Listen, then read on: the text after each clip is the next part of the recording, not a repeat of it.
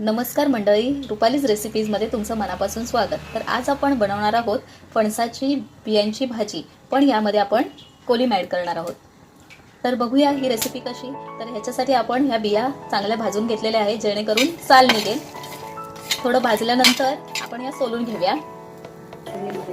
बिया सोलून झाल्यानंतर ह्या अशा प्रकारच्या दिसणार, त्या आम्ही बारीक कट करून घेतलेले आहेत। त्यानंतर कोलिम स्वच्छ धुवून स्वच्छ हा घेतलेला आहे। आता हे आपण मेन फोडणीसाठी आपल्याला कांदा लागणार आहे, कोथिंबीर, टोमॅटो आणि आलं लसूण ठेचून घेतलेला आहे। तर आपण आता फोडणी देऊया।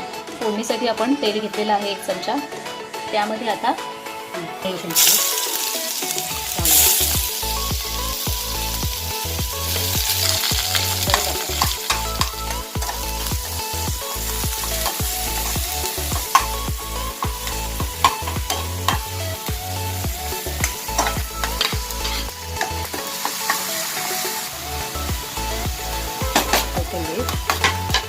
आता यामध्ये आपण हळद टाकूया।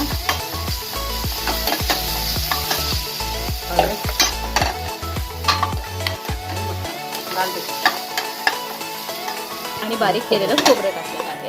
आता ही फोडणी व्यवस्थित 1 मिनिट मुरू देऊया। चवीनुसार आपण मीठ टाकलेलं आहे। आता आपण भाजीचं मेन बिया टाकून घेऊ। त्यामध्ये बिया आणि कोलिम टाकलेलं आहे। व्यवस्थित अगदी त्या फोडणीमध्ये मुरू देऊया आणि चांगलं वाफून घेऊ। 5 मिनिटं मुरल्यानंतर हे अशा प्रकारचं दिसेल। व्यवस्थित धुवून घेऊ आणि याच्यामध्ये आपण भाजी शिजण्या इतकं पाणी घालून देऊ।